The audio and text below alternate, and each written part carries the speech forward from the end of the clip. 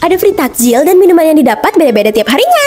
Ulun hendak membawa Buan Pian ke tempat favorit ulun, amunnya hendak makan nasi goreng kambing di Banjarmasin. Ngaran tempatnya Warung Menara Pandang yang berlokasi di Jalan Kapten Firtandean atau dekat Siring. Olahan kambing di sini nih kada usah diragukan tupang, soalnya ini nih salah satu bagian dari catering Mesir Group Tuna. Jadi olahan kambing di sini nyaman, kada bebau dan dagingnya tuh lembut, bener anti alot-alot tupang sudah. Selain nasi goreng kambing spesial, ada juga nasi goreng spesial yang iwaknya hintel lo.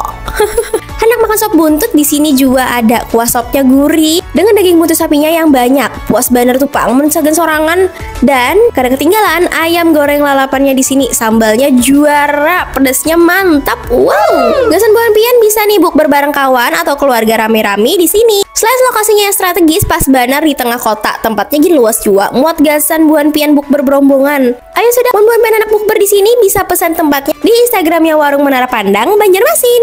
Cus, berangkat.